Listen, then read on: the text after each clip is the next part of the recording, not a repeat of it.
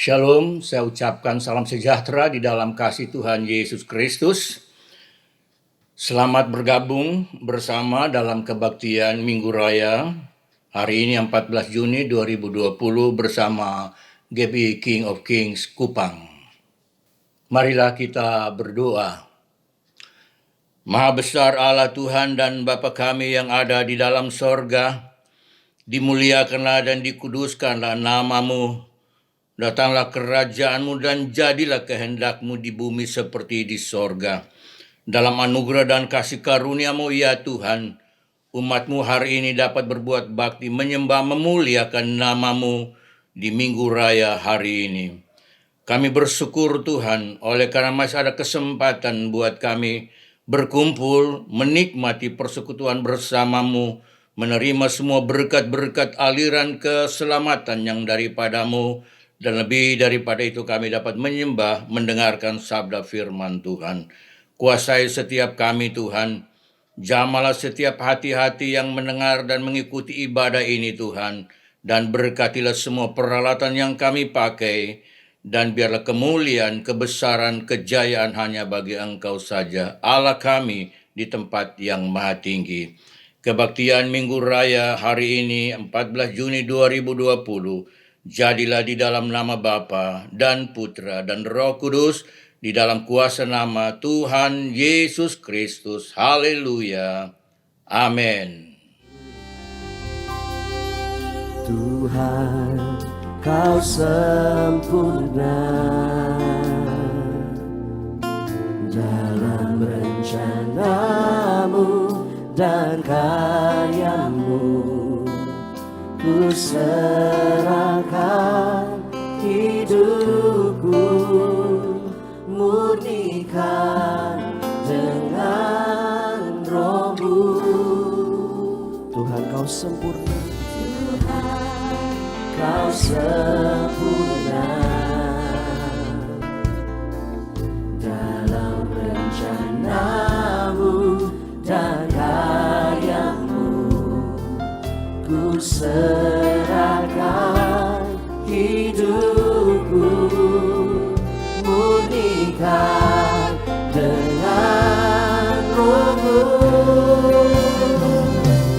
Hidupku menggenapi firman-Mu, tanda mujizat sertai tiap langkahku.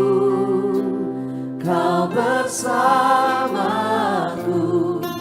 di dalamku, jadi bukti kebesaran-Mu. Boleh sekali lagi tepuk tangan buat Allah kita yang luar biasa. Ini pernyataan kami Tuhan Yesus, sungguh Engkau sempurna buat setiap kami. Haleluya. Tuhan, Kau sempurna dalam rencana-Mu dan karya-Mu. Ku serahkan hidupku, murnikan dengan Roh-Mu. Tuhan Kau sempurna, Kau sempurna dalam rencana-Mu dan karya-Mu. Ku serahkan hidupku, murnikan dengan Roh-Mu. Hidupku menggenapi firman-Mu. Benar Tuhan Yesus, tanda mujizat sertai tiap langkahku. Kau bersamaku, di dalamku, jadi bukti kebesaran-Mu. Hidupku menggenapi firman-Mu, tanda mujizat sertai tiap langkahku. bersamaku, di dalamku, jadi bukti kebesaranmu. Hidupku mengenapi firman, dan mujizat sertai tiap langkahku. Amin Tuhan Yesus, Kau bersamaku, di dalamku, jadi bukti kebesaranmu. Marilah kita mengikuti pembacaan Alkitab yang dibaca dari dalam kitab Mazmur 56. Untuk pemimpin biduan, menurut lagu, merpati di pohon-pohon tarbantin yang jauh. Miktam dari Daud, ketika orang Filistin menangkap dia di Gad. Kasihanilah aku, ya Allah, sebab orang-orang menginjak-injak aku. Sepanjang hari orang memerangi dan mengimpit aku. Seteru-seteruku menginjak-injak aku sepanjang hari. Bahkan banyak orang yang memerangi aku dengan sombong. Waktu aku takut, aku ini percaya kepadamu, kepada Allah yang firman-Nya aku puji, kepada Allah aku percaya, aku tidak takut. Apakah yang dapat dilakukan manusia terhadap aku? Sepanjang hari mereka mengacaukan perkaraku. Mereka senantiasa bermaksud jahat terhadap aku. Mereka mau menyerbu. Mereka mengintip, mengamat-amati langkahku, seperti orang-orang yang ingin mencabut nyawaku. Apakah mereka dapat luput dengan kejahatan mereka? Runtuhkanlah bangsa-bangsa dengan murka-Mu, ya Allah.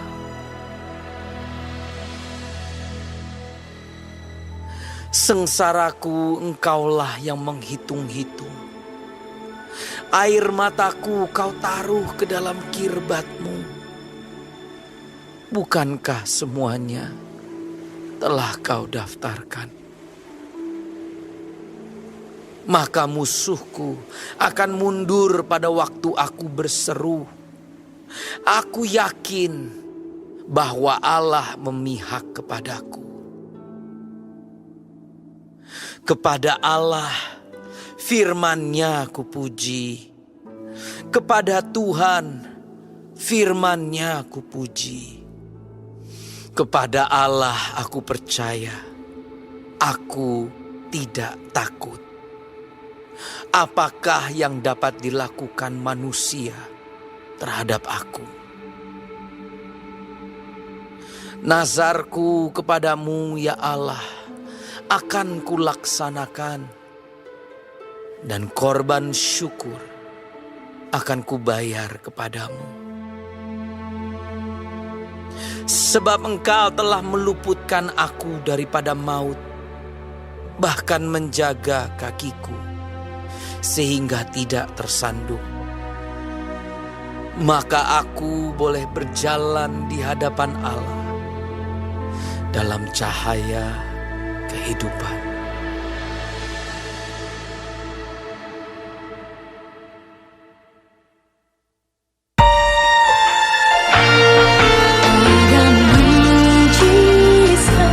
Dalam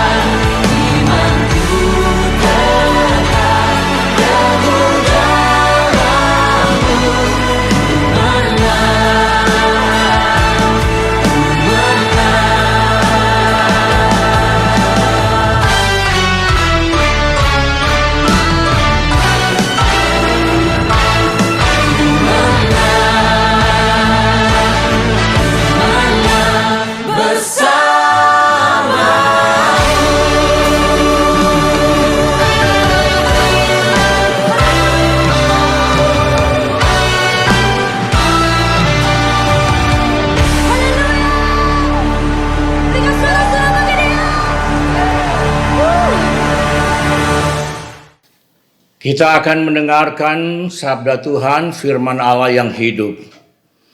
Ingatlah bahwa hanya firman Allah yang dapat menuntun dan membawa kita kepada kebenaran demi kebenaran.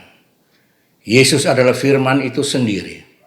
Dan berbeda kita yang diizinkan hari ini untuk menikmati firman-Nya. Mari kita berdoa. Maha besar Allah Bapa kami yang ada di dalam sorga, terpujilah nama-Mu. Kami bersyukur sebab masih ada waktu dan kesempatan buat kami untuk menikmati firman-Mu yang hidup. Pujian, doa, penyembahan kami naik di hadapan-Mu, dan biarlah itu bagaikan dupa yang harum, dan biarlah itu menyenangkan hati-Mu Bapa.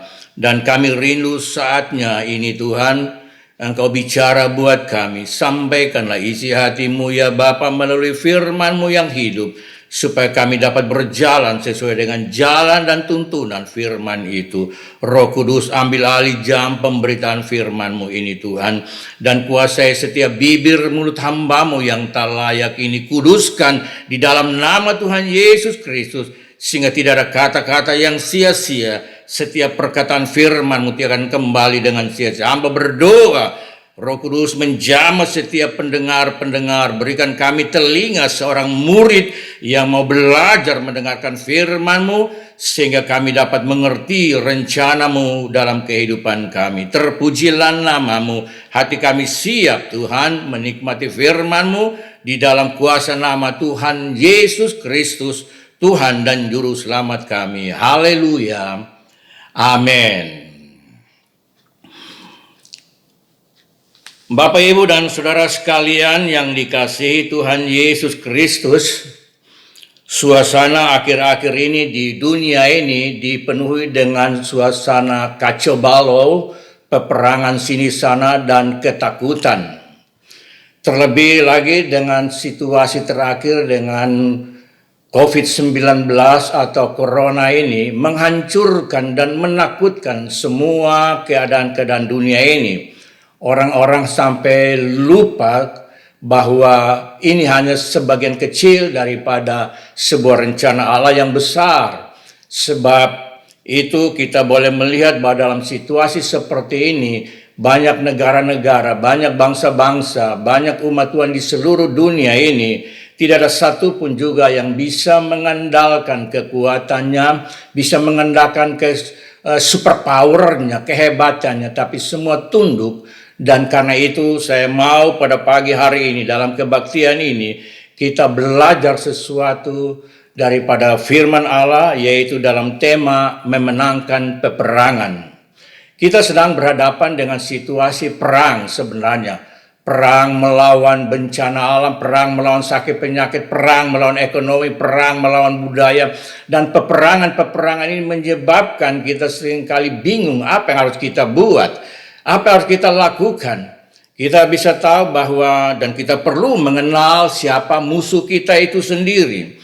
Nah, di bawah tema memenangkan peperangan, saya ingin membaca dulu di dalam kitab Efesus pasal yang ke-6, supaya kita mengerti bahwa peperangan kita ini bukanlah melawan darah dan daging, tapi melawan roh-roh yang jahat. Saya baca Efesus pasal yang ke-6, mulai ayat yang ke-10 sampai dengan ayat yang ke-14. Beginilah firman Tuhan, saya bacakan. Akhirnya hendaklah kamu kuat di dalam Tuhan, di dalam kekuatan kuasanya. Kenakanlah seluruh perlengkapan senjata Allah supaya kamu dapat bertahan melawan tipu muslihat iblis. Karena perjuangan kita bukanlah melawan darah dan daging, tetapi melawan pemerintah-pemerintah, melawan penguasa-penguasa, melawan penghulu-penghulu dunia yang gelap ini, melawan roh-roh jahat di udara.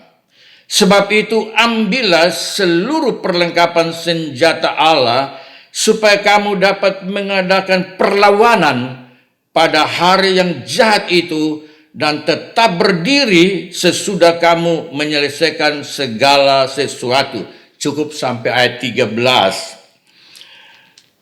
Rasul Paulus melalui firman-Nya kepada jemaat Efesus, dia berkata, perjuangan kita, peperangan kita ini bukan melawan darah dan daging, tetapi melawan pemerintah-pemerintah, melawan penguasa-penguasa, melawan penghulu-penghulu dunia yang gelap ini, melawan roh-roh jahat di udara.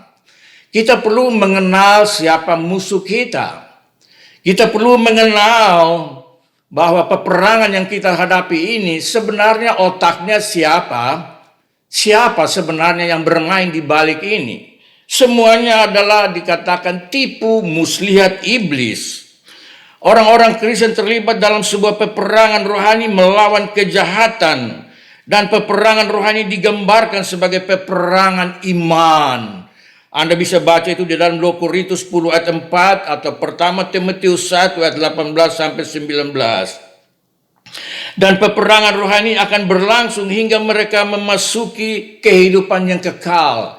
Iblis belum mati. Iblis masih terus bergerak dengan tipu muslihat untuk merampas kita dari janji keselamatan yang Tuhan berikan kepada kita. Saat ini orang Kristen terlibat dalam peperangan yang rohani yang dilaksanakan dengan kuasa Roh Kudus. Perhatikanlah sekali lagi apa yang saya katakan ini. Saat ini orang Kristen terlibat dalam peperangan rohani yang dilaksanakan dengan kuasa Roh Kudus. Tadi kita baca perjuangan kita bukanlah melawan darah dan daging, tapi melawan pemerintah-pemerintah, melawan penguasa-penguasa, melawan penghulu-penghulu dunia yang gelap ini. Melawan roh-roh jahat di udara. Karena itu kita perlu memperlengkapi diri kita dengan segenap senjata Allah. Kita perlu tahu bahwa Allah sebenarnya telah membackup kita, telah membekali kita dengan segala kuasa perlengkapan senjata Allah yang kuat. Dan itulah sebabnya diberikan kepada kita Roh Kudus. Dan Roh Kudus itu akan memberitahukan kita siapa musuh kita, apa senjata harus kita pakai, strategi peperangan apa harus kita pakai, sehingga kita tidak salah melangkah. Banyak kita salah melangkah karena kita berpikir bahwa kita berhadapan dengan orang-orang atau berhadapan dengan manusia-manusia. Oh tidak. Alkitab berbicara bahwa seringkali musuh itu kita tidak kenal. Nah, mari kita baca sebuah kejadian yang kita bisa pakai sebagai dasar daripada memenangkan pertempuran atau peperangan yang sedang berlangsung ini. Kita akan baca 2 Tawari pasal 20. 2 Tawari pasal 20, tidak semua ayat ini kita bacakan, tetapi saya akan baca sebagian saja. Sedangkan sebagian dari perikop ini akan kita bahas bersama-sama di dalam uraian perenungan firman Tuhan ini. 2 Tawari pasal 20 ayat 1 dan seterusnya saya bacakan, kemenangan atas Moab dan Amon. Kita sedang berbicara tentang peperangan. Dan tema kita adalah memenangkan peperangan, dan pembacaan Alkitab pagi ini adalah kemenangan atas Moab dan Amon. Setelah itu Bani Moab dan Bani Amon datang berperang melawan Yosafat bersama-sama sepasukan orang Meonim. Datanglah orang memberitahukan Yosafat, suatu laskar yang besar datang dari seberang laut Asin, dari Edom menyerang tuanku. Sekarang mereka ada di Haseson Tamar, yaitu En-Gedi. Yosafat menjadi takut lalu mengambil keputusan untuk mencari Tuhan. Ia menyerukan kepada seluruh Yehuda supaya berpuasa. Dan Yehuda berkumpul untuk meminta pertolongan daripada Tuhan. Mereka datang dari semua kota di Yehuda untuk mencari Tuhan. Lalu Yosafat berdiri di tengah-tengah jemaat Yehuda dan Yerusalem di rumah Tuhan, di muka pelataran yang baru, dan berkata, "Ya Tuhan, Allah nenek moyang kami, bukankah Engkau Allah dalam sorga? Bukankah Engkau memerintah atas segenap kerajaan bangsa? Kuasa dan keperkasaan ada di dalam tangan-Mu, ya Allah, sehingga tidak ada orang yang dapat bertahan melawan Engkau. Bukankah Engkau Allah kami yang menghalau penduduk tanah ini dan depan umat-Mu Israel dan memberikannya kepada keturunan Abraham sahabat-Mu? Lalu mereka mendiami tanah itu dan mendirikan bagi-Mu tempat kudus untuk nama-Mu. Kata mereka, bila sesuatu malapetaka menimpa kami, yakni pedang, penghukuman, penyakit sampar, atau kelaparan, kami akan berdiri di muka rumah ini di hadapan-Mu, karena nama-Mu tinggal di dalam rumah ini, dan kami akan berseru kepadamu di dalam kesesakan kami sampai Engkau mendengar dan menyelamatkan kami. Sekarang, ya Tuhan, ya Allah kami, lihatlah Bani Amon dan Moab dan orang-orang dari pegunungan Seir ini.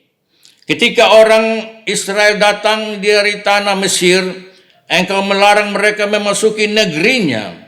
Oleh sebab itu mereka menjauhinya dan tidak memusnahkannya. Lihatlah, sebagai pembalasan mereka datang mengusir kami dari tanah milik yang telah Engkau wariskan kepada kami. Ya Allah kami, tidakkah Engkau akan menghukum mereka? Karena kami tidak mempunyai kekuatan untuk menghadapi laskar yang besar ini yang datang melawan kami. Kami tidak tahu apa yang harus kami lakukan, tetapi mata kami tertuju kepadamu. Sementara itu seluruh Yehuda berdiri di hadapan Tuhan, juga segenap keluarga mereka dengan istri dan anak-anak mereka. Satu situasi yang sangat tidak menyenangkan. Kehidupan pemerintahan Raja Yosafat sedang damai sejahtera. Tetapi tiba-tiba musuh datang menyerang. Musuh tidak pakai permisi dan kasih tahu. Musuh langsung datang menyerang dalam jumlah yang besar. Dan kita lihat di sini apa yang mereka katakan kepada Allah Tuhan mereka. Kami tidak tahu apa yang harus kami lakukan. Ya Allah, lihatlah musuh ini. Lihatlah kekuatan mereka yang besar ini telah menyerang kami. Dan kami tidak tahu apa yang harus kami lakukan. Tetapi mata kami tertuju kepadamu. Ini sebuah pengakuan yang jujur di hadapan Tuhan. Ini suatu doa yang terbuka dan jujur di hadapan Tuhan. Bapak Ibu, di dalam ayat yang ketiga dikatakan Yosafat menjadi takut. Dia takut. Jujur. Banyak orang ketika menghadapi berbagai macam pergumulan, persoalan, sakit, penyakit, kegiatan-kegiatan yang lain. Kadang-kadang masih sombong, masih angkuh. Saya tidak takut, saya tidak takut. Itu bohong. Lebih baik kita datang kepada Allah dan jujur, aku takut Tuhan. Dan lebih daripada itu dia katakan, ini musuh terlalu besar. Kami tidak mempunyai kekuatan untuk menghadapinya. Kami tidak tahu apa yang harus kami lakukan. Tetapi mata kami tertuju kepadamu ya Allah. Mata kami tertuju kepadamu. Saudara yang dikasihi Tuhan Yesus Kristus, di dalam pembacaan Alkitab Mazmur 56 yang baru saja kita dengar tadi, di situ dengan jelas dikatakan waktu aku takut. Daud berkata waktu aku takut, aku ini berseru kepadamu. Waktu aku takut, jujur di hadapan Tuhan. Kalau kita takut, memang kita mengakui. Corona sekarang membuat kita takut. Masa depan sendiri anak-anak kita takut. Kejahatan semakin merajalela, kelaparan merajalela, peperangan sini sana. Kita harus jujur di hadapan Tuhan. Aku takut Tuhan. Tetapi Sang Pemazmur 56 memberikan buat kita satu jaminan kekuatan. Dan pembacaan firman Allah yang tadi di dalam kitab 2 Tawarik tadi, waktu aku takut. Aku ini percaya kepadamu, kata pemazmur yaitu Daud. Aku percaya kepada Allah yang firman-Nya kupuji. Kepada Allah aku percaya, aku tidak takut apa yang dapat dilakukan manusia terhadap aku. Dalam ayat yang ke-12 dikatakan, kepada Allah aku percaya, aku tidak takut apa yang dapat dilakukan manusia terhadap aku. Bersama Tuhan, aku tidak takut. Tapi kalau sendiri, aku takut. Ini sesuatu yang jujur. Nah, Bapak, Ibu, dan Saudara yang dikasihi Tuhan Yesus Kristus, mari kita lihat musuh-musuh kita atau musuh-musuh yang dihadapi oleh Raja Yosafat ini. Di dalam kitab pembacaan firman Tuhan 2 Tawari itu dimulai dengan kata atau ayat yang pertama, ayat pasal 20 ayat 1 dikatakan, setelah itu Bani Moab dan Bani Amon datang berperang melawan Yosafat bersama-sama sepasukan orang Meonim. Setelah itu apa maksudnya? Yosafat naik menjadi raja menggantikan ayahnya Asa, dan dia setia kepada Tuhan, dia takut kepada Tuhan, dia mengangkat pembantu-pembantunya, dia membangun semua dengan rasa takut kepada Tuhan. Semua berhala-berhala, penyembahan-penyembahan berhala dihancurkan semua, dan dia hanya mau hidup dengan Tuhan. Dan saudara yang dikasihi Tuhan Yesus Kristus, kehidupan orang-orang di dalam Tuhan selalu Tuhan memberkati. Dan Alkitab bicara Tuhan memberkati Yosafat. Kerajaannya semakin bertambah-tambah. Musuh-musuh semua dihancurkan oleh Tuhan karena Yosafat hidup di dalam Tuhan. Orang-orang yang hidup di dalam Tuhan selalu disertai Tuhan. Tetapi seringkali juga menjadi sasaran utama dari iblis. Iblis tidak suka anak-anak Tuhan setia melayani Tuhan. Iblis dengan segala tipu muslihat ingin berusaha menjatuhkan orang-orang milik Tuhan. Karena itu jangan heran bahwa banyak hamba Tuhan jatuh, banyak pelayan-pelayan jatuh, banyak orang yang tadi setia tiba-tiba mundur daripada Tuhan. Tidak sadar kenapa? Tipu muslihat iblis. Segala macam cara iblis pakai untuk melemahkan semua orang-orang di dalam Tuhan. Jadi ketika iblis melihat bahwa Yosafat ini adalah seorang yang disertai Tuhan, pemerintahannya berhasil, dia menghancurkan semua kubu-kubu berhala-berhala iblis. Wah, iblis pakai cara, dia pakai tangan orang yang lain. Nah, di sini dikatakan ketika Yosafat setelah dia berhasil semua itu, datanglah Bani Amon, Bani Moab, dan bersama-sama dengan orang Meonim menyerang atau berperang melawan Yosafat. Jadi jangan kira bahwa ketika kita sudah senang-senang melayani Tuhan dengan penuh sukacita, sudah melayani Tuhan dengan ini, kita sudah bebas dari segala sakit penyakit, kita sudah bebas dari peperangan, kita sudah bebas dari kelaparan. No, justru di saat itulah iblis pakai kesempatan untuk menyerang. Kita adalah sasaran utama. Untuk apa iblis pergi cari tempat-tempat di maksiat-maksiat? Untuk apa iblis cari di pub-pub, di tempat-tempat perjudian? Untuk apa cari orang-orang itu? Iblis cari orang-orang di dalam Tuhan. Sebab orang-orang di luar Tuhan yang di tempat-tempat perjudian, di tempat-tempat pelacuran, di tempat-tempat yang jahat, iblis bilang, untuk apa saya cari? Itu kan saya punya kawan semua. Ini kan saya punya kawan, untuk apa saya repot-repot? Tanpa saya suruh juga mereka akan ikut dengan saya masuk neraka dalam penghakiman akhir nanti. Karena itu iblis berusaha untuk semua anak-anak Tuhan, orang yang setia melayani Tuhan, selalu menjadi sasaran utama serangan-serangan iblis. Entah sakit penyakit, entah kelaparan, entah halangan-halangan apa, dengan cara fitnah, dengan berita-berita hoax, segala dipakai untuk menghancurkan kehidupan orang-orang milik Tuhan, untuk menghancurkan kehidupan orang-orang yang di dalam Tuhan. Anda bisa tahu, dan saya juga kadang-kadang tidak mengerti, orang-orang sekaliber Ayub yang di mata Allah dia begitu jujur, dia begitu setia, dia begitu menjauhi kejahatan, dan Allah memberkati dia dengan segala sesuatu. Tapi tiba-tiba tanpa dia sadar semua hilang. Kita berbicara tentang Ayub di mata Tuhan, orang yang saleh, yang jujur, menjauhi kejahatan dan takut kepada Tuhan. Itu hebat sekali. Dan Alkitab berbicara dan menyaksikan, dan Tuhan menyaksikan tidak ada orang seperti dia. Allah membanggakan Ayub di hadapan iblis.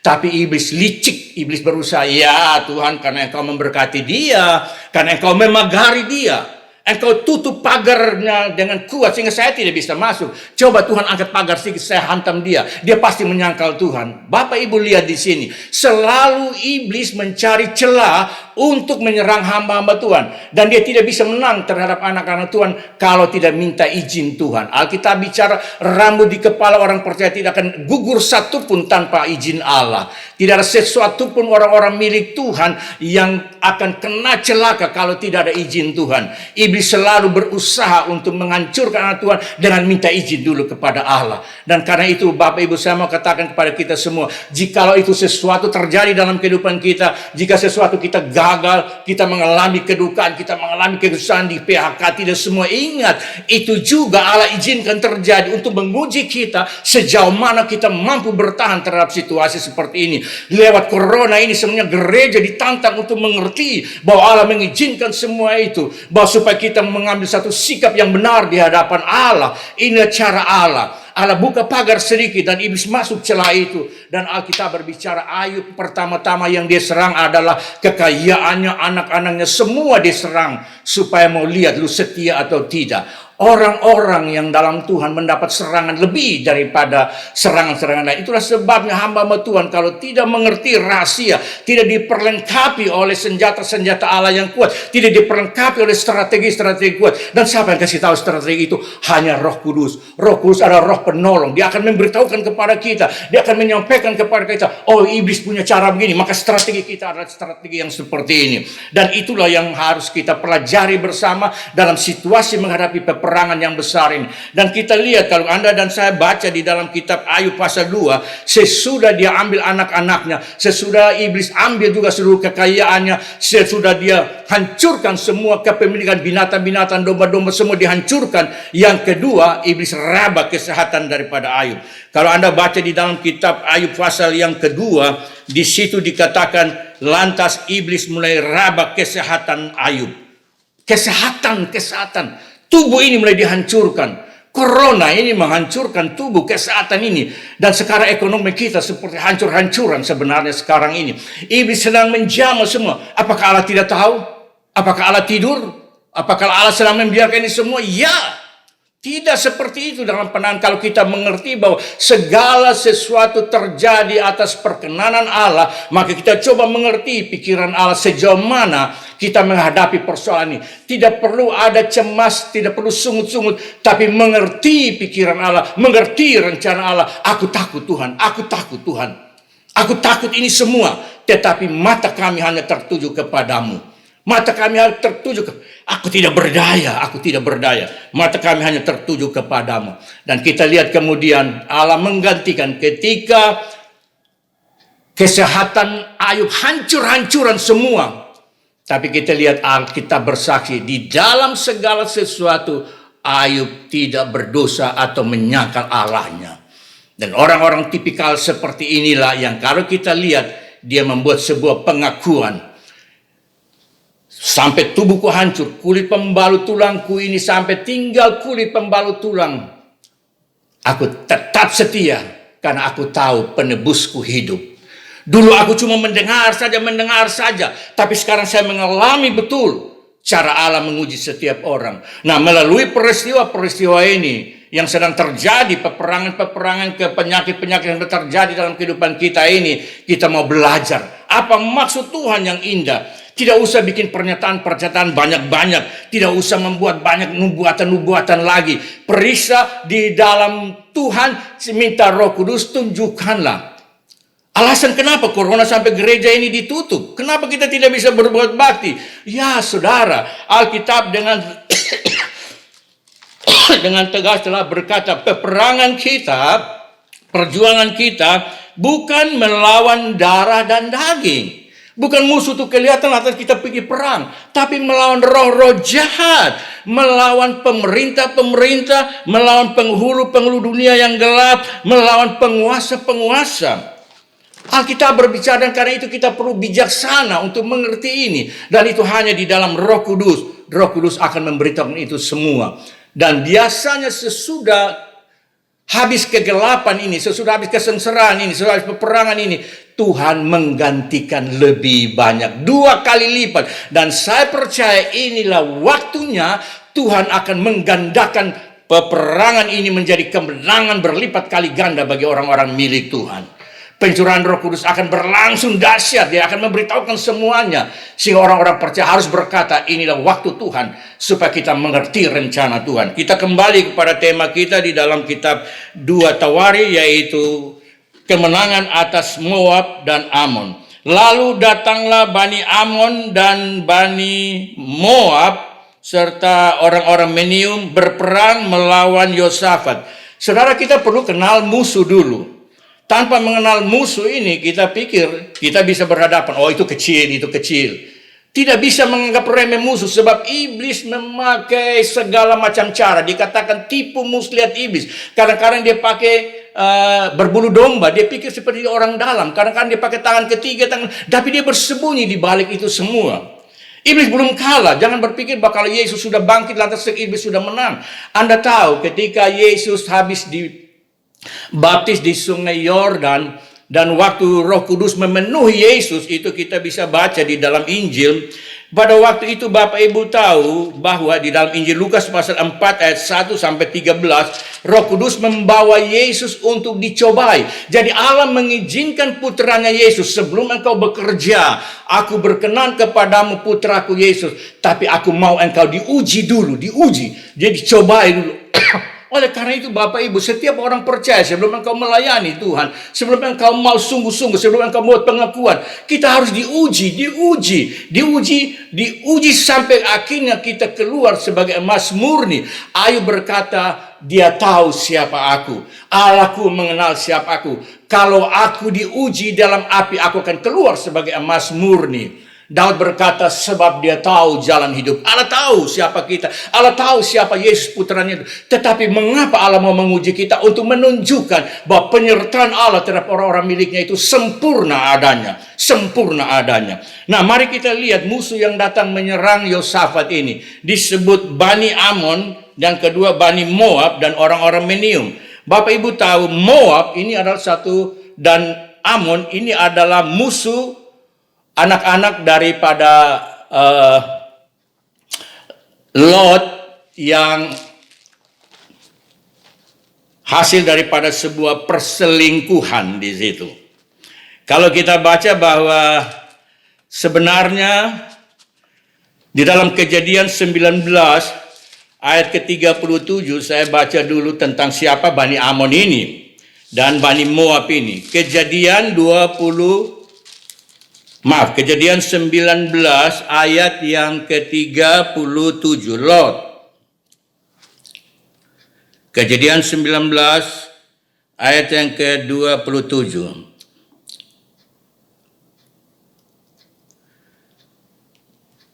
Maaf, bukan 27, 37. Yang mari kita baca mulai ayat yang ke-30. Pergilah Lot dari Zoar dan ia menetap bersama-sama dengan kedua anaknya perempuan di pegunungan, sebab ia tidak berani tinggal di Zoar. Maka diamlah ia dalam sebuah gua beserta kedua anaknya. Anak perempuan yang kakak ini berkata kepada adiknya, ayah kita telah tua dan tidak ada laki-laki di negeri ini yang dapat menghampiri kita seperti kebiasaan seluruh bumi. Marilah kita beri ayah kita minum anggur, lalu kita tidur dengan dia supaya kita menyambung keturunan dari ayah kita. Pada malam itu mereka memberi ayah mereka minum anggur, lalu masuklah yang lebih tua untuk tidur dengan ayahnya. Dan ayahnya tidak mengetahui ketika anaknya tidur ketika ia bangun. Keesokan harinya ia berkata kepada kakaknya berkata kepada adiknya, tadi malam aku telah tidur dengan ayah. Baiklah, malam itu kita beri dia minum anggur. Masuklah engkau untuk tidur dengan dia supaya kita menyambung keturunan dari ayah kita. Demikianlah ia juga pada malam itu mereka memberi ayah mereka minum anggur, lalu bangunlah yang lebih muda untuk tidur dengan ayahnya, dan ayahnya itu tidak mengetahui ketika adanya tidur dan ketika ia bangun. Lalu perhatikanlah di sini asal musuh daripada Moab dan Amon itu. Lalu mengandunglah kedua anak Lot itu dari ayah mereka. Yang lebih tua melahirkan seorang anak laki-laki dan menamainya dia Moab. Dialah bapa orang Moab yang sekarang ini, Bani Moab, disebut orang Moab.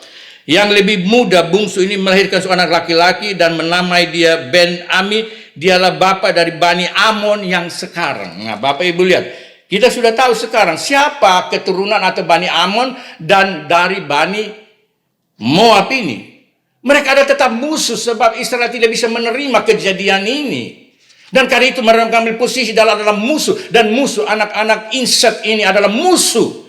Dan mereka tidak mau lihat sesuatu yang baik. Mereka datang menyerang dengan pasukan-pasukan yang besar, Bapak Ibu lihat. Nah, dengan mengenal, dengan mengetahui siapa Moab, Amon ini, kita mulai bisa mengerti bahwa iblis memakai cara-cara yang banyak. Banyak sekali kita gagal karena kita tidak tahu menghadapi musuh ini. Saudara tahu peperangan zaman dulu itu termasuk orang Amalek. Itu kita tidak berperang melawan fisik mereka, tapi kita berperang melawan roh-roh yang ada di antara mereka. Roh-roh itulah mereka memakai jimat-jimat, mereka melepaskan. Saya pernah beberapa kali ada untuk waktu lihat peperangan di orang Amalek. Di NJD ini kami pernah ada dan saya pernah melihat situasi atau melihat tempat itu. Bagaimana peperangan-peperangan itu dilakukan dengan cara roh-roh di udara itu mereka pakai. Dengan jimat-jimat mereka lepaskan di udara. Dan kita tidak tahu ini. Kita pergi perang pakai perang ini, orang ketawa sama kita. Mau tembak siapa? Siapa mau tembak sakit penyakit corona? Saya tidak takut corona. Tahu-tahu tiba-tiba selesai. Kita tahu bahwa ini roh sakit penyakit. Ayub tidak pernah tahu tiba-tiba dia kena sakit seluruh tubuh. Ada baik-baik tiba-tiba kena. Itulah roh yang menghancurkan kesehatan setiap kita. Nah, kita maju lagi. Apa reaksinya? Satu pasukan besar datang dan Yosafat harus dengan jujur berkata, aku takut. Yosafat menjadi takut. Anda takut, saya takut, semua kita takut. Tapi jangan berhenti di takut. Apa reaksi kita? Jangan diam. Ada reaksi anak-anak Tuhan ketika berhadapan dengan sesuatu yang besar, yang menakutkan. Dalam pelayanan kita, dalam segala sesuatu, waktu aku takut, Tuhan bagaimana kondisi jemaat ini, bagaimana kondisi mereka yang lalu, bagaimana ekonomi yang sedang hancur, bagaimana kami bisa membiayai ini semua. Aku takut. Tidak berhenti di aku takut. Tetapi apa sikap kita, apa reaksi kita, apa tanggapan kita bisa menghadapi itu semua. Itu yang paling penting. Dan Allah menuntut seperti itu. Allah ingin melihat reaksi kita terhadap semua itu, Bapak Ibu. Sikap kita itu yang menentukan bagaimana Allah bertindak. Allah hanya menjawab doa melalui ruang doa. Allah hanya menjawab setiap pergumulan kita kalau kita menaikkan doa. Dan itulah yang dilakukan oleh Yosafat. Waktu aku takut, dia mulai katakan, dia mengambil keputusan untuk mencari Tuhan. Mencari Tuhan. Dan dia berseru kepada seluruh orang-orang Yehuda. Seluruh jemaat yang ada itu. Dia bilang, mari kumpul sebab kita harus minta pertolongan Tuhan. Musuh terlalu besar ini. Dan semua berkumpul mencari Tuhan. Berbagailah orang yang mencari Tuhan. Dan hidup di dalam Tuhan. Mencari Tuhan dengan cara apa? Alkitab bicara doa dan puasa. Kuasa doa dan puasa itu menghancurkan semua. Di ruang doa itulah peperangan dimulai. Anda di dalam ruang doa itulah peperangan dimulai. Dan Anda dapat menghancurkan itu semua. Karena itu tadi di dalam kitab Efesus dikatakan peperangan kita melawan roh-roh jahat di udara. Kita juga lepaskan kuasa-kuasa yang besar itu. Lalu Yosafat berdiri. Kita bicara dia berseru. Tetapi juga dia berdiri. Berdiri di hadapan rumah Tuhan. Anda perlu satu tempat di mana tempat itu yang merupakan kita bisa sebut satu tempat rahasia, secret place, ruang doa di mana iblis selalu mau menghancurkan. Ketika kau masuk ruang doa, medan peperangan itu dan engkau berseru, itu yang paling ditakuti iblis. Iblis paling takut kalau anak-anak Tuhan masuk dalam ruang doa atau mesbah doa atau dalam gereja Tuhan yang betul-betul mencari Tuhan. Iblis paling takut karena dia menghalang-halangi pertama kali seperti itu. Itulah sebab melewat corona ini iblis berusaha tutup tahan gereja-gereja semua ini. Supaya sebab kalau mereka masuk ruang doa, gereja Tuhan, instrumen Allah ini akan berseru dan Tuhan mendengar itu semua. Tuhan mendengar itu semua. Waktu aku takut, aku ini mencari Tuhan. Mazmur 5 baru kita dengar tadi. Waktu aku takut, aku ini percaya kepadamu. Kepada Allah yang firman-Nya aku puji. Kepada Allah aku percaya. Aku tidak takut apa yang dapat dilakukan manusia. Bersama Tuhan kita mampu melakukan segala percaya. Kita mampu melakukan segala sesuatu. Kemenangan ada di pihak kita. Peperangan ini dimenangkan oleh karena bersama Tuhan. Nah, mari kita lihat. Sesudah mereka berkumpul, ada satu tempat. Mereka dikatakan berdiri di tengah-tengah jemaat di rumah Tuhan. Di rumah Tuhan. Di rumah Tuhan selalu ada jawaban. Di ruang doa selalu ada jawaban yang pasti bagi kita semua. Ketika peresmian bait Salomo berdoa, "Ya Bapa, biarlah matamu sekarang memandang tempat ini. Dan biar telingamu mendengar setiap doa yang dipanjatkan dari tempat ini. Dari bait Allah, dari ruang doa, dari mesbah doa ini. Setiap orang yang sakit, setiap orang yang bermasalah, segala macam itu semua. Kalau dia datang di tempat ini, kalau dia berseru dari tempat ini, biarlah matamu melihat, engkau mendengar, dan engkau menjawab." Nah, itulah kuasa. Perlu ada satu tempat di mana engkau dapat bergumul. Lalu mereka berdiri di tempat yang baru, dikatakan ayat 5. Lalu Yosafat berdiri di tengah-tengah jemaat Yehuda di Yerusalem, di rumah Tuhan, di muka pelataran. Dan dia berseru, dan Anda sudah dengar doa yang dia bacakan tadi. "Ya Allah." Dia mengatakan, "Engkau Allah yang besar, kami percaya Engkau Allah yang telah melakukan semua ini." Tetapi kemudian juga dengan dia jujur, "Tempat ini Engkau yang wariskan buat kami. Dan kami percaya Tuhan, Engkau akan membela di atas janjimu kepada Abraham, Ishak dan Yakub. Allah Abraham, kami percaya bahwa Engkau sanggup melawan semua ini." Tetapi dia juga jujur di hadapan Tuhan. Dia berkata, "Ya Allah kami, tidakkah Engkau menghukum mereka? Karena kami tidak mempunyai kekuatan apa-apa." Ini jujur. Supaya kita tahu bahwa kalau kita menang peperangan, kita hanya karena Allah. Karena kita mengandalkan kekuatan kita. Kita kumpul banyak orang. Oh saudara, Gideon pernah bawa 32.000 tentara untuk melawan musuhnya. Tuhan bilang terlalu banyak itu. Uji, singkirkan semua. Dari 32.000 lebih tentara itu, Tuhan hanya bawa 300 saja. Kenapa? Supaya kau jangan sombong. Supaya jangan kau mengandalkan semua. Dengan hanya cuma 300 orang itu saja, engkau akan memenangkan peperangan. Bukan oleh kuat dan gagah, tapi oleh firman kata Tuhan. Oleh karena aku, kata Tuhan.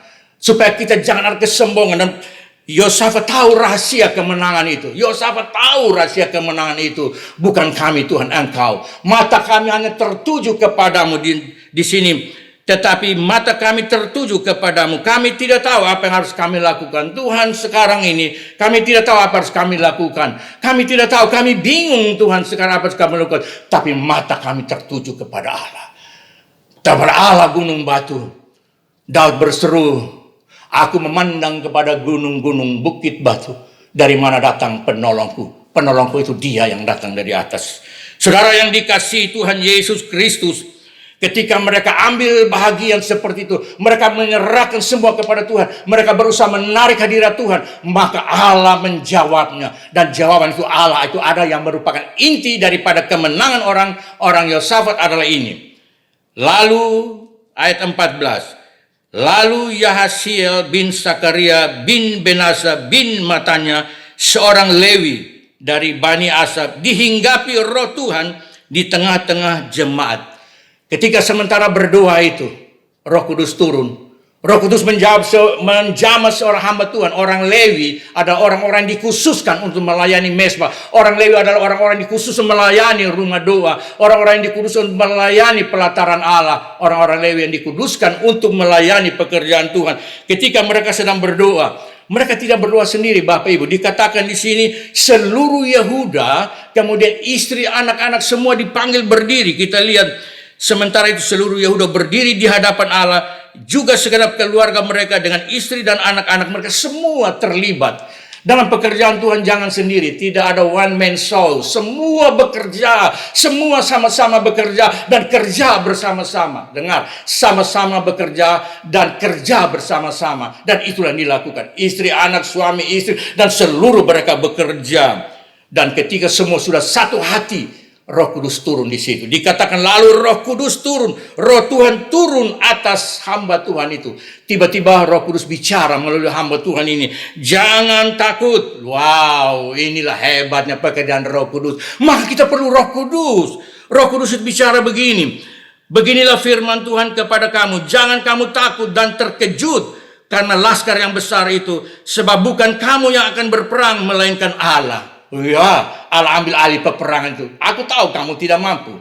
Dan sekarang Roh Kudus aku kirimkan sebagai penolong buat kamu. Dan sekarang Roh Kudus kasih tahu kepada kamu semua. Aku katakan jangan takut. Meskipun mereka besar, tetapi aku yang berperang ganti kamu. Kamu tidak berperang, aku gantikan. Allah ambil alih pergumulannya. Betapa hebatnya Allah kita ini. Segala sakit penyakit, segala pergumulan apapun juga. Kalau engkau berserah, mencari wajah Tuhan dengan segenap hati, dan tanya kepada Roh Kudus, selalu tanya Roh Kudus, jangan bertindak sendiri-sendiri. Roh Kudus akan kasih tahu, jangan takut. Bahkan dia katakan ini, besok haruslah kamu turun menyerang mereka. Mereka akan mendaki pendakian Sin, dan kamu akan menempati mereka di ujung lembah, di muka padang gurun Yeruel. Dalam peperangan ini, Roh Kudus kasih tahu kepada seluruh pasukan, tentara maupun jemaat Yehuda, besok pagi kamu turun berperang. Dalam peperangan ini tidak usah kamu berperang lagi, hai Yehuda dan Yerusalem. Tinggallah berdiri di tempatmu dan lihatlah bagaimana Tuhan memberikan kemenangan kepadamu. Janganlah kamu takut dan terkejut. Majulah besok menghadang mereka. Tuhan akan menyertai kamu. Aku menyertai kamu. Ini Roh Kudus kasih tahu dengan sungguh-sungguh. Dan dengan iman kita harus percaya ini. Lalu berlututlah Yosafat dengan memukanya ke tanah. Seluruh Yehuda penduduk Yerusalem sujud di hadapan mereka, mengucap syukur. Terima kasih untuk petunjukmu. Terima kasih untuk strategimu ya Roh Kudus. Terima kasih. Mereka percaya, mereka berlutut dan menyembah. Dan apa yang mereka lakukan? Menyanyi pujian penyembahan. Praise and worship, pujian penyembahan kepada Allah sebagai rasa syukur. Itu yang menarik hadirat Allah datang kepada kita. Bukan oleh kuat dan gagah, tetapi oleh firman kata Tuhan. Mereka bertelut, pujian dikatakan. Kemudian orang Lewi dari Bani itu, Bani Korah, bangkit berdiri dan menyanyikan pujian. Pujian dalam roh, pujian penyembahan di dalam roh, dengan suara yang sangat nyaring sekali. Dan Bapak Ibu, sesudah semua selesai, bagian kita telah selesai dengan Tuhan. Tinggal Tuhan bilang, besok kamu akan duduk dan lihat bagaimana aku bekerja. Allah setia. Apa yang diperkatakan selalu ya dan amin. Dan kita harus percaya bahwa apa yang dikatakan itu benar adanya, sempurna adanya. Kita tinggal percaya dan lakukan. Trust and obey. Percaya, lakukan, maka engkau akan menang. Kemenangan atas musuh-musuh ditentukan di atas medan peperangan, di dalam ruang doa, dari tempat secret place-nya Allah yang buat kita semua. Nah Bapak Ibu, mari kita lihat apa yang terjadi. Keesokan harinya, pagi-pagi mereka menuju padang gurun Tekoa. Ketika mereka hendak berangkat, berdirilah Yosafat dan berkata, dengar hai Yehuda. Sebelum mereka berangkat, imam yaitu Yosafat sebagai orang tua, sebagai raja, juga sebagai pemimpin, atau katakanlah dia imam di situ, dia berkata, dengar, Shema, hai Yehuda, hai Yerusalem. Percayalah kepada Tuhan Allahmu dan kamu akan tetap teguh. Percayalah kepada nabi-nabinya dan kamu akan berhasil. Dan setelah ia berunding dengan situ, ia menyiapkan pasukan apa? Bukan pasukan perang, senjata modern. Dia siapkan paduan suara. Wah, ini peperangan aneh. Paduan suara, pemuji. Dia siapkan pemuji, pendoa, penyembah. Di sini dia lalu yang mengangkat orang-orang yang akan menyanyikan nyanyian untuk Tuhan. Dia angkat orang-orang, dia angkat pemuji Tuhan, para singer dalam pakaian yang kudus, dan mereka membawa shofar, dan dia berkata, nyanyikanlah nyanyian syukur bagi Tuhan, bahwasanya untuk selama-lamanya kasih setianya. Ini perang dalam Tuhan aneh. Perang karena dia tahu yang melawan ini roh. Maka itu harus dilawan oleh Roh Kudus. Dan kan tidak, pujian penyembahan akan hilang semua kuasa-kuasa jahat itu, Bapak Ibu dan Saudara. Ketika mereka bersorak-sorai dan menyanyikan nyanyian pujian, dibuat Tuhan penghadangan terhadap Bani Amon dan Moab dan orang-orang dari penguasa itu yang hendak menyerang Yehuda, sehingga mereka terpukul kalah. Anda tentu masih ingat bagaimana kota Yeriko dihancurkan dengan hanya nyanyian tiupan shofar. Tembok Yeriko yang tebal besar-besar dihancurkan melalui pujian, doa, dan penyembahan. Allah tahu bahwa engkau tidak mampu menghancurkan tembok-tembok Yeriko yang besar. Ada tahu, hai Yosafat, kamu tidak mampu melawan ini roh-roh jahat dari Bani Amon dan Moab, roh-roh perselingkuhan, roh-roh perzinahan, roh-roh yang jahat semua. Engkau tidak sanggup, ini roh-roh jahat di udara. Kamu tidak akan sanggup. Tadi aku bikin Roh Kudus. Roh Kudus kasih kita strategi melalui nyanyian, pujian, dan ini aneh bagi orang yang di luar Tuhan, ini aneh. Tapi ini cara Allah. Cara Allah supaya kita melakukan gereja Tuhan di menghadapi situasi seperti ini. Lebih banyak cari tempat doa, lebih banyak berdoa. Jangan ambil alih lagi tugas pemerintah jadi badan sosial, pergi bantu-bantu lagi. Gereja lebih banyak ambil waktu untuk duduk diam dan berbicara kepada, mengambil doa penyembahan supaya Tuhan membuka semua pintu-pintu berkat ini. Tuhan akan membuka semua tingkap-tingkap langit ini supaya segala sesuatu dicerahkan bagi orang-orang yang berharap kepada Tuhan. Saudara, akhirnya apa yang terjadi? Bani Amon, Bani Moab, dan ini mereka saling baku bunuh. Jadi kita tinggal nonton. Musuh berkelahi sendiri. Dan apa yang terjadi? Apa yang terjadi Bapak Ibu? Mereka hancur. Jadi ketika Yosafat dan orang-orang yang datang, mereka semua tergeletak dengan segala macam kekayaan mereka, barang-barang rampasan mereka, pakaian-pakaian mereka itu. Banyak sekali mereka lari keluar. Sudah tahu apa yang ditinggalkan di situ? Bukan hanya kemenangan saja mereka menang karena banyak musuh dihancurkan, tapi peralatan-peralatan berkat besar, pakaian-pakaian, barang-barang mereka menemukan banyak ternak, harta milik, pakaian dan barang-barang berharga yang mereka rampas itu lebih banyak daripada yang dapat dibawa. 3 hari lamanya, bayangkan mereka kumpul barang-barang itu. Wow, Tuhan menggantikan seluruh berkat-berkat besar kalau kita belajar mengikuti petunjuk-petunjuk Roh Kudus. Doa, penyembahan, itulah yang Tuhan inginkan. Kenalah musuhnya, pakailah segenap senjata Allah, dan Allah akan memenangkan pertempuran itu. Allah ambil alih semua itu. Dan pada hari keempat mereka berkumpul di lembah pujian. Di sanalah mereka menaikkan pujian. Sampai hari ini kalau Anda pergi ke satu tempat yang namanya lembah pujian, orang akan ingat ini. Mereka masuk dan mereka mulai menari-nari dengan gambus dan kecapi atas kemenangan ini. Bapak, Ibu, dan Saudara yang dikasihi Tuhan Yesus Kristus, kami tidak tahu apa harus kami lakukan, tapi mata kami tertuju hanya kepadamu. Allah mengirimkan Roh Kudus bagi kita, dan karena itu kita perlu Roh Kudus. Kita perlu Roh Kudus. Iblis belum berhenti. Bapak Ibu, iblis selalu meskipun dia kalah, dia cari kesempatan. Bapak Ibu tahu ketika Yesus dicobai sesudah habis di Sungai Yordan di sana ada 3 kali. Kadang-kadang kita lapar, iblis datang coba. Kalau belum lapar, saya kasih roti. Makan roti saya? Tidak. Bukan dari roti saja manusia, tapi dari firman Allah. Iblis kalah. Iblis bawa kepada kedudukan yang tinggi. Saya kasih kau kedudukan yang tinggi ini kalau kau mau ikut saya punya perintah. Tidak. Iblis bawa lagi kepada suatu gunung yang tinggi. Dia bilang, semua kekayaan bumi aku berikan kepadamu asal kau menyembah aku. Iblis bilang, kau mundur dari sini. Mundur dari sini. Engkau harus menyembah Allah. Tetapi menarik sekali kalau Anda baca di dalam Injil Lukas pasal 4. Injil Lukas pasal 4 ayat yang 13. Di situ dikatakan iblis mundur. Iblis mundur, tapi bukan dia langsung lari terbirit-birit. Injil Lukas pasal yang keempat, saya baca ayat yang ke-13. Di sini dikatakan, sesudah iblis mengakhiri semua pencobaan itu, ia mundur daripada Yesus dan menunggu waktu yang baik. Iblis tunggu waktu yang baik. Iblis itu seperti ular yang jalan kiri kanan cari kesempatan. Dia menunggu waktu yang baik. Di saat engkau lengah, di saat hamba-hamba Tuhan lengah, di saat semua jemaat lengah, dia sambar itu semua. Jadi iblis sedang mencari waktu yang terbaik untuk menyerang kita semua. Kenalah musuh kita. Dan minta Roh Kudus akan menuntun kita supaya kita dapat mengerti rencana Allah yang besar dalam seluruh pelayanan kita.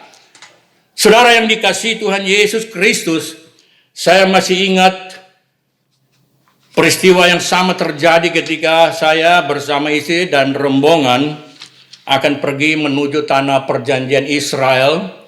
Kami dari Jakarta dengan rombongan dari Kupang, juga dari Sidoarjo, dari Jakarta, dan saya sebagai pembimbing rohani. Kami memakai pesawat Etihad, pesawat yang mewah. Berangkat kami pada waktu itu tanggal 9 Oktober 2007 dan perjalanan kami melewati Abu Dhabi, Uni Emirat Arab. Nah, ketika kami berangkat itu dengan pesawat Etihad untuk transit di Uni Emirat Arab di Bandara Internasional Abu Dhabi, hanya transit 1 malam dan besok kami harus melewati Mesir dan baru kami berangkat masuk ke Yerusalem. Nah, di atas pesawat Etihad ini saya mulai merasa sesuatu yang tidak enak. Padahal waktu berangkat kami sehat sekali. Di atas pesawat yang sebenarnya tersedia segala macam menu sajian yang kita bisa makan dan minum karena pesawat ini sangat baik sekali. Saya terus merasa mulus-mulus dan mencret dan minta maaf, saya buang air terus. Jadi sementara di atas pesawat itu yang ambil waktu hampir 6 jam perjalanan itu, saya rasa seperti mulus-mulus dan hampir tiap hari saya ke toilet, tiap menit saya pergi ke toilet. Dan saya tidak mau makan. Situasi seperti ini saya rasa mungkin diare dan sebagainya.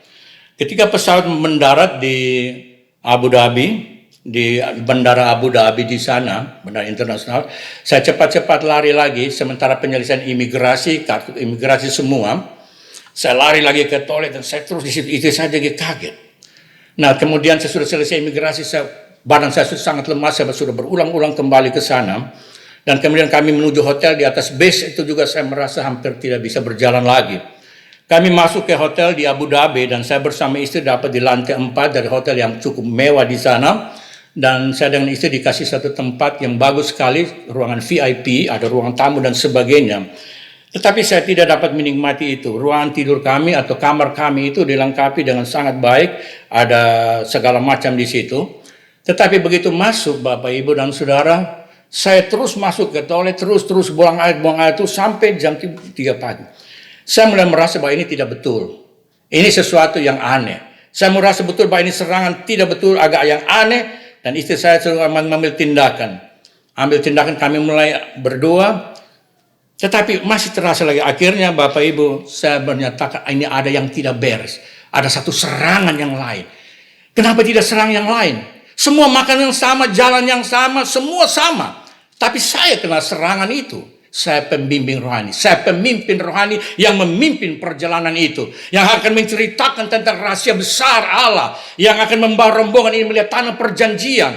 Dan karena itu saya mendapat serangan itu. Saya mulai merasakan sesuatu situasi yang seperti ini. Dan karena itu ketika jam 3 pagi kami tidak tidur, istri saya, kami memanggil teman-teman yang ada. Kami mulai masuk ke satu ruangan yang di depan itu. Kami dengan semua teman-teman yang ada, dengan pembimbing, tour leader kami, dan kami mulai berdoa di ruangan itu. Kami mulai tempala berdoa di situ. Saya melihat ini sesuatu yang aneh. Kami harus hancurkan roh ini. Ini sudah roh yang lain. Roh yang menyerang segala semacam sakit, penyakit, mencret atau usus atau apa semua. Menurut saya tidak mampu berbuat apa-apa. Saya sudah sangat lemah jam 3 pagi itu. Dan kami mulai berdoa.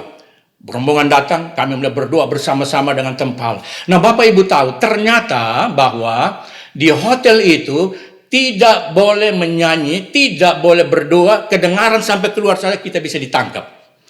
Karena di hotel itu, di Abu Dhabi hotel itu tidak boleh ada doa. Setiap beberapa jam atau 1-2 jam, security akan jalan keliling di situ. Dan dilarang ada doa atau nyanyian yang keluar dari pintu itu mengganggu dan kita akan ditangkap. Itu sudah dikasih tahu. Dan kami sudah dikasih tahu, jangan menyanyi keras-keras ya. Kalau berdoa, 2-3 orang tapi diam-diam. Suami istri tidak usah berkumpul. Kita dilarang berkumpul. Tapi malam itu saya kumpulkan semua.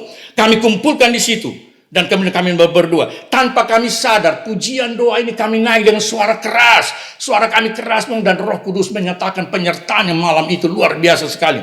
Dan Bapak Ibu, jam 4 pagi sudah 1 jam berdoa. Tiba-tiba saya bangun dan membacakan Mazmur 140 ayat 1-14. Doa mohon pertolongan dari Allah atas orang jahat. Mazmur 140 saya baca ayat itu dan kemudian tiba-tiba saya bangun saja. Dan kemudian kami keluar. Yang mengherankan adalah selama kami menyanyi dengan suara keras, penyembahan dengan suara keras, tidak ada satu security yang jalan di situ. Tour leader kami, pemimpin perjalanan kami itu sudah takut. Dia bilang, Pak Abraham, ini kalau security datang kami yang ditangkap. Dipenjarakan Bapak Ibu, dituntut dengan pidana karena sudah dikasih tahu tidak boleh ada apa-apa. Saudara tahu, kita mengerti bahwa kalau ada sesuatu terjadi dan mengapa itu terjadi, kita harus cari tahu siapa musuh kita, Iblis menyerang kesehatan kita, iblis menyerang segala sesuatu itu pada kita.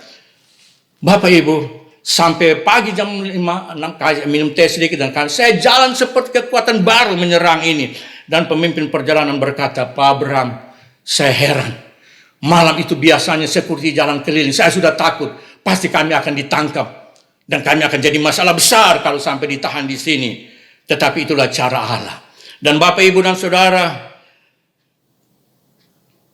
kemudian kami berangkat pagi, tidak makan lagi, semua berangkat langsung untuk menuju Mesir. Saya menjadi kuat, saya angkat barang sih. Mereka heran. Bapak kemarin hampir tidak bisa berjalan, tapi kenapa bisa jalan? Kita mengerti. Ketika kita mengerti bahwa iblis pakai segala cara, dia menyerang juga kesehatan kita. Pencernaan kita diganggu. Kadang-kadang suara kita juga diganggu. Pas mau khotbah, suara tidak keluar. Bisa saja terjadi seperti itu. Banyak hal, dan kalau kita mengerti hal ini, maka satu-satunya sikap adalah pakai cara seperti ini. Mencari Tuhan, minta pertolongan Tuhan, maka itu akan terjadi. Tapi ini bukan berhenti sampai di sini. Ketika kami sampai di Mesir, saya telepon ke Kupang untuk tanya bagaimana pelayanan radio. Saya tahu bahwa iblis juga bukan hanya serang kami di sana, sebab pemimpinnya ada di sana, mereka mungkin akan serang radio. Dan betul, tepat tanggal 10 Oktober 2007, kami diserang tanggal 9 Oktober. Tanggal 10 Oktober, iblis menyerang radio ini. Komputer kami tiba-tiba ngadat, tidak bisa berfungsi semua, padahal tidak bisa berfungsi. Sehingga tanggal 10 Oktober 2007, satu hari kita kami diserang di Abu Dhabi, radio ini pun diserang. Iblis pakai cara. Satu hari waktu itu radio ini tidak di udara. Saya mencatat itu sebagai suatu kemurahan Tuhan. Kemurahan Tuhan. Waktu aku takut, aku ini mencari Allah. Waktu aku takut, aku berseru kepada Tuhan. Tidak ada kekuatan. Apa yang bisa engkau lawan? Yang kita lawan ini adalah roh-roh yang jahat. Roh-roh akan membuat kita tidak bisa berbuat apa-apa. Karena perjuangan kita bukanlah melawan roh, darah, dan daging, tapi melawan pemerintah-pemerintah, melawan penguasa-penguasa, melawan penghulu-penghulu dunia yang gelap, melawan roh-roh jahat. Sebab itu ambillah seluruh perlengkapan senjata Allah supaya kamu dapat mengadakan perlawanan pada hari yang jahat itu dan tetap berdiri sesudah kamu menyelesaikan segala sesuatu. Jadi berdirilah tegap. Berdirilah tegap, berdiri sebagai prajurit. Berikat pinggangkan kebenaran dan berbaju sirakan keadilan. Kakimu berkasutkan kerelaan untuk memberitakan Injil damai sejahtera dalam segala keadaan. Pergunakanlah perisai imam, sebab dengan perisai itu kamu dapat memadamkan semua panah api dari si jahat. Dan terimalah ketopong keselamatan dan pedang roh, yaitu firman Allah. Sebab dalam segala doa dan permohonan berdoalah setiap waktu, kata Efesus pasal 6 ini. Berdoalah setiap waktu di dalam roh. Berdoalah setiap waktu di dalam roh. Dan berjaga-jagalah di dalam doamu itu dengan permohonan yang tidak putus-putusnya untuk juga seorang-orang yang kudus. Juga untuk aku. Paulus berdoa juga untuk kami sebagai hamba-hamba Tuhan. Supaya kami kuat. Saudara tahu kami hamba Tuhan juga kadang-kadang lemah. Kalau Anda jemaat tidak pernah berdoa untuk kami, maka kami bisa jatuh. Kami akan terbimbang semuanya. Tetapi Paulus berkata, berdoa juga untuk aku supaya kepadaku aku mampu membuka mulutku, aku dikurniakan perkataan yang benar, agar aku dengan penuh keberanian akan memberitakan rahasia Injil yang kulayani sebagai utusan Allah. Berdoalah supaya dengan keberanian aku menyatakan sebagaimana aku berbicara. Dukunglah kami di dalam doa. Dukunglah para hamba Tuhan yang melayani. Dukunglah semuanya. Bukan hanya doa, barangkali dengan korban persembahan Anda dapat membuat sesuatu yang baik. Pemerintah seringkali juga melarang kita tidak boleh semua, seperti tadi saya katakan waktu Abu Dhabi. Pemerintah larang tidak boleh, tapi Roh Kudus akan berbicara banyak semua. Anda tahu ketika rasul-rasul di dalam Kisah Para Rasul pasal 5, Kisah Rasul-Rasul pasal 5 sebagai ayat yang terakhir saya ingin bacakan. Kisah Para Rasul pasal yang kelima, ayat yang ke-28 sampai dengan ayat yang ke-33. Beginilah firman Tuhan, saya bacakan. Kisah Para Rasul pasal 5 mulai ayat 28. Atau saya baca mulai ayat 26. Maka pergilah kepala pengawal serta orang-orang ke bait Allah, lalu mengambil kedua rasul itu, yaitu Petrus dan Yohanes, tetapi tidak dengan kekerasan karena mereka takut kalau orang banyak melempari mereka. Mereka membawanya keduanya dan menghadapkan mereka pada mahkamah agama. Imam besar mulai menanyai mereka. Katanya, dengan keras kami melarang kamu mengajar dalam nama itu, yaitu nama Yesus. Dengan keras kami sudah larang kamu jangan mengajar lagi dalam nama itu.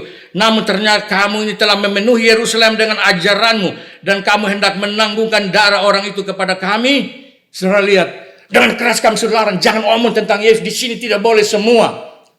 Tutup semua itu. Tetapi ayat 29 ayat kunci bagi kita. Tetapi Petrus dan rasul-rasul itu menjawab, katanya, Kita harus lebih taat kepada Allah daripada kepada manusia. Kita harus lebih taat kepada Allah daripada taat kepada manusia. Allah nenek moyang kita telah membangkitkan Yesus yang kamu gantungkan pada kayu salib dan kamu bunuh. Dialah yang telah ditinggikan oleh Allah sendiri dengan tangan kanannya menjadi pemimpin dan Yerusalem, supaya Israel dapat bertobat dan menerima pengampunan dosa. Dan kami adalah saksi dan segala sesuatu, kami dan Roh Kudus. Dengar, kami dan Roh Kudus yang dikurniakan Allah kepada semua orang yang mentaati mereka. Kami lebih taat kepada Allah dari taat kepada manusia. Kalau pemerintah itu juga adalah Allah di dalam tangan Tuhan. Kalau dia juga menyampaikan aturan-aturan yang bisa diterima, kita terima. Dan Anda tahu kemudian mereka dicambuk, mereka dipukul. Waktu mereka keluar, Petrus dan teman-teman bilang, terima kasih Tuhan. Cambuk itu belum sebanding dengan salib yang kau berikan. Sambil menangis mereka bilang, pukul lagi, pukul lagi, pukul lagi, pukul lagi. Sebab dengan itu juga kami mungkin tidak bisa membalas kebaikan Tuhan. Kami hanya melayani Tuhan karena percaya. Biarlah orang-orang memandang kami sebagai orang-orang yang dapat dipercaya. Dan pada akhirnya, biarlah Allah memandang kita. Allah dapat mempercayai kita. Ketika Abraham mempersembahkan Ishak, Allah berkata, aku dapat mempercayai engkau. Dan aku berjanji, ketika Allah dapat mempercayai kita dalam pelayanan ini. Ketika Allah dapat mempercayai kita untuk suatu tugas pelayanan ini, dia berjanji, aku menyertai engkau sampai kesudahan alam. Sampai kesudahan alam. Penyertaannya sempurna. Tuhan memberkati kita. Dan ingatlah, kemenangan selalu di pihak orang benar. Amin. Kita berdoa. Bapa kami yang ada di dalam sorga, terima kasih buat firman kebenaran-Mu meneguhkan dan menguatkan kami. Hamba berdoa dan meminta Tuhan, agar benih firman-Mu tidak kembali dengan sia-sia seperti janji firman-Mu. Biar setiap taburan firman Allah menguatkan kami, meneguhkan kami. Aku berdoa supaya para hamba-hamba Tuhan, para pelayan-pelayan dikuatkan di dalam Tuhan. Dan biarlah firman ini termeterai, terpatri di dalam setiap kehidupan umat-Mu. Terima kasih Tuhan, Roh Kudus bicara lebih lanjut di dalam hati umat-Mu, sehingga kami semakin menjadi kuat. Terpujilah nama-Mu Bapa. Kami sudah berdoa dengan penuh ucapan syukur atas firman Allah yang hidup di dalam kuasa nama Tuhan Yesus Kristus. Haleluya. Amin.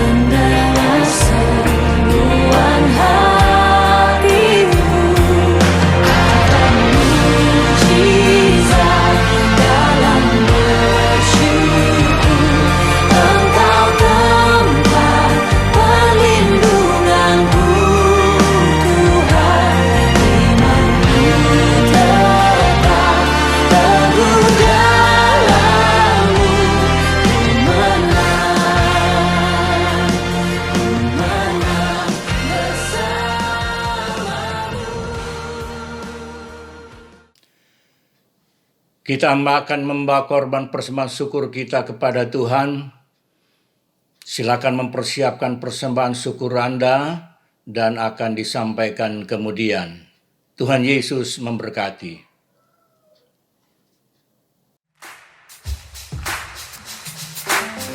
Yesus ajaib, Tuhanku ajaib, kasih-Nya ajaib bagiku. Yesus ajaib, Tuhanku ajaib, rahmat-Nya kekal selamanya.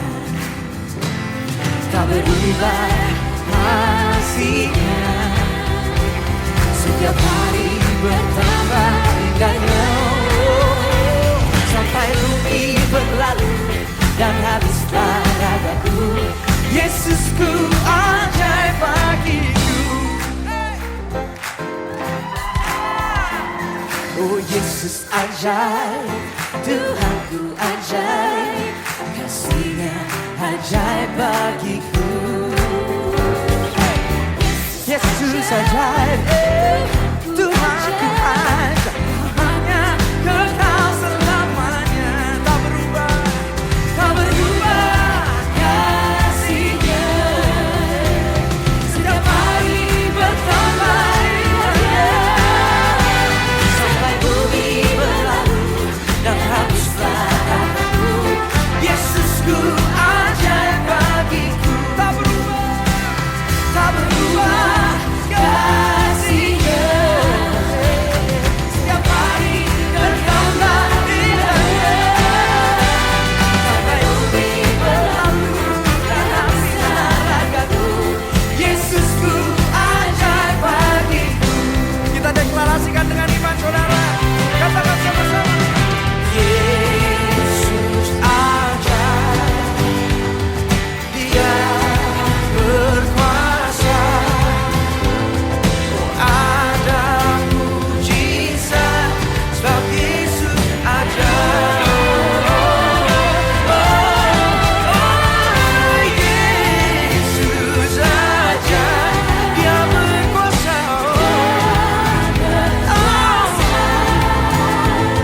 Oh, ada mujizat sebab Yesus ajaib.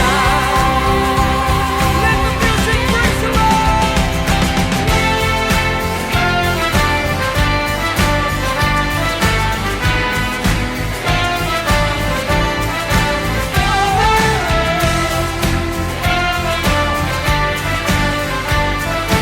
Sama-sama saudara, kita katakan Yesus ajaib. Yesus ajaib, Dia berkuasa, berkuasa. Ada mujizat sebab Yesus ajaib. Mari sama-sama. Tak berubah kasih-Nya, setiap hari bertambah indahnya. Sampai bumi berlalu dan habislah ragaku, Yesusku ajaib bagiku. Tak berubah kasih-Nya, setiap hari bertambah indahnya. Sampai bumi berlalu dan habislah ragaku, Yesusku ajaib bagiku. Sampai bumi berlalu, sampai bumi berlalu dan habislah ragaku, Yesusku ajaib bagiku. Yesus ajaib, Dia berkuasa, berkuasa. Ada mujizat, oh ada mujizat. Ada mujizat sebab Yesus ajaib.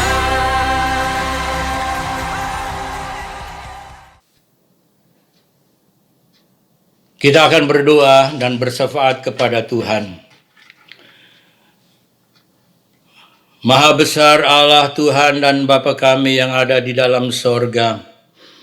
Hati kami penuh ucapan syukur oleh karena anugerah kemurahan Tuhan. Ibadah ini dapat berlangsung dengan baik. Penyertaan-Mu dan janji-Mu sempurna dalam setiap kehidupan orang-orang milik-Mu. Kami percaya dalam kebaktian ini, tangan Allah yang kuat, Roh Kudus yang kuat, dan firman Allah yang kuat telah memberkati kami. Sebelum kami mengakhiri ibadah ini Tuhan, kami mau berdoa untuk bangsa dan negeri kami Indonesia ini, dan untuk seluruh bangsa-bangsa di bumi ini yang sedang mengalami kekacauan, peperangan, kesukaran, kesulitan. Tuhan campur tangan. Kami percaya bahwa semua ini terjadi dalam rencana dan izin Allah, dan biarlah semua tunduk dalam kebenaran Allah, dan biarlah semua mengikuti pesan-pesan yang Kau sampaikan melalui Roh Kudus, dan bila gerejamu berdiri di atas kebenaran sampai kebenaran-Mu menjadi real dan nyata dalam kehidupan kami. Kami juga berdoa untuk kota di mana kami ada di sini. Berkatilah pemerintah dan bangsa kami ini Tuhan, pemerintah kota ini di mana kami ada, berkatilah semuanya. Kami juga berdoa buat gerejamu, pendeta-pendeta, hamba-hamba Tuhan, para majelis, tua-tua sidang, semuanya Engkau berkati. Mereka berdiri, berikan keberanian Tuhan supaya kami semua dapat tegak berdiri dengan penuh keberanian menyampaikan kebenaran firman Allah, dan biar firman-Mu menjangkau sampai ke ujung-ujung bumi.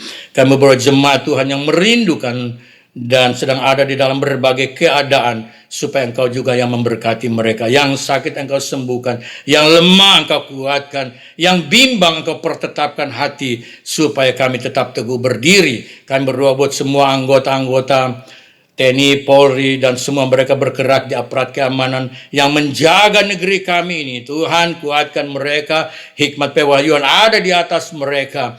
Anak-anak sekolah yang saat ini juga belum dapat mengikuti pendidikan dengan baik, kami percaya pintu terbuka saat Engkau membuka, tidak ada yang bisa menutup. Kami berdoa supaya anak-anak kecil dan anak-anak sekolah, para mahasiswa semua diberikan kelegaan untuk menantikan waktu Tuhan yang terbaik. Para guru, dosen-dosen semuanya Engkau beri hikmat dan pahyuan, sehingga ada jalan yang terbaik, mereka tetap dapat belajar dengan baik. Terima kasih Tuhan, mereka yang sedang ada dalam penderitaan, rumah tangga yang sedang ada di dalam kesusahan karena kehilangan orang-orang yang mereka kasihi. Tuhan, hiburkan mereka semua, dan biarlah kami dapat melewati peperangan yang besar ini, perjuangan yang besar ini, dengan tetap setia mengikuti semua petunjuk-petunjuk-Mu. Ya Tuhan, terima kasih Tuhan, terpujilah nama-Mu Bapa. Kami juga berdoa untuk sudah dimulainya pembukaan gereja-gereja dalam pelayanan ini. Terima kasih Tuhan. Saya percaya dan kami percaya Tuhan, bahwa kalau Engkau sudah memulai, Engkau menyelesaikannya. Ketika Engkau membuka, tidak satu pun bisa menutup kalau kami mau datang kepadamu. Terima kasih Tuhan. Berkatilah semua orang yang telah mempersiapkan pelayanan pagi ini. Berkatilah korban persembahan yang umat-Mu telah bawa dan taruh di atas mezbah-Mu ini. Balaskan itu semua korban persembahan mereka, dan jadikan korban persembahan syukur mereka alat yang harum di dalam pemandangan mata-Mu, dan terjadi pelipat gandaan orang-orang diberkati. Terima kasih Tuhan, terpujilah nama-Mu. Kami berdoa dengan penuh ucapan syukur dan meminta belas kasihan Tuhan, pengampunan Tuhan atas semua dosa dan kesalahan kami, dan beritahukanlah jalan-jalan-Mu kepada kami, supaya kami tidak tersesat. Terpujilah nama-Mu Bapa, kekal untuk selama-lamanya. Kami sudah berdoa, bersefaat dengan penuh ucapan syukur, dan biar Roh Kudus menyempurnakan doa kami. Di dalam kuasa nama Tuhan Yesus Kristus, kami sudah berdoa dan penuh ucapan syukur. Haleluya. Amin.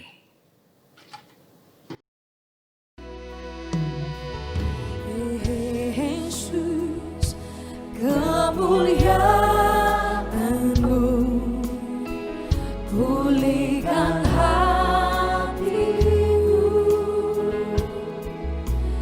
Yesus, kemuliaan-Mu berkati hidupku.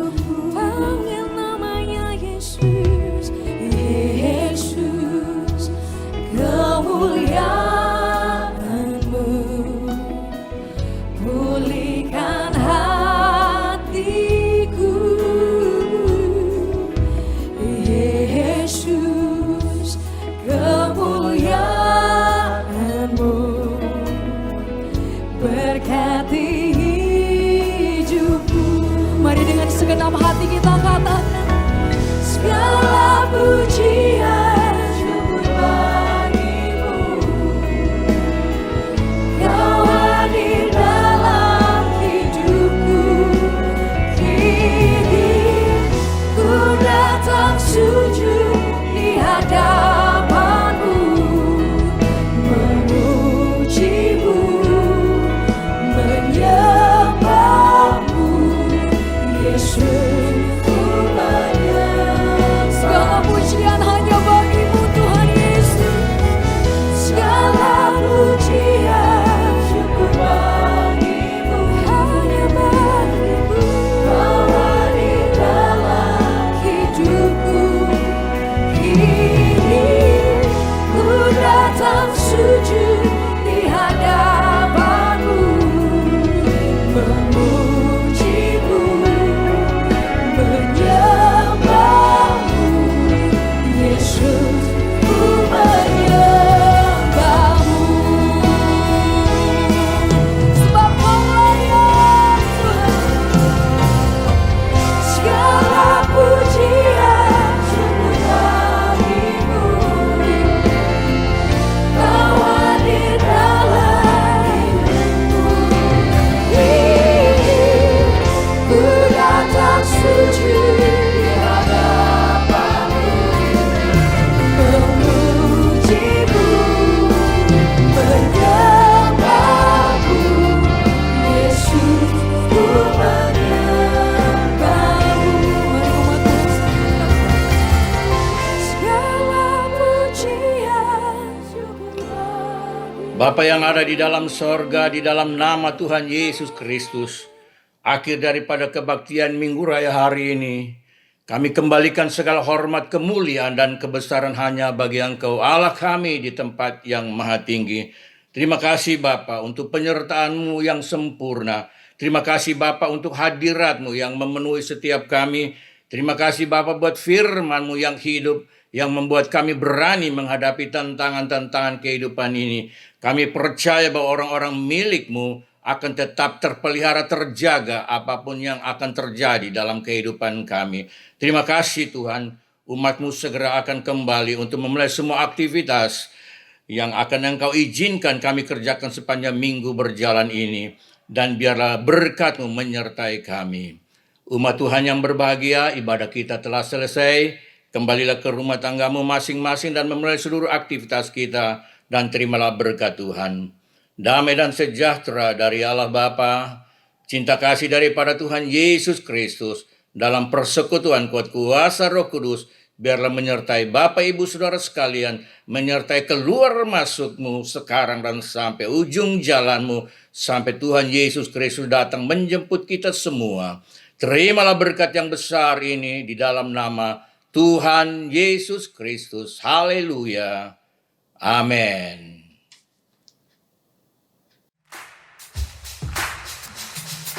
Yesus ajaib, Tuhanku ajaib, kasih-Nya ajaib bagiku.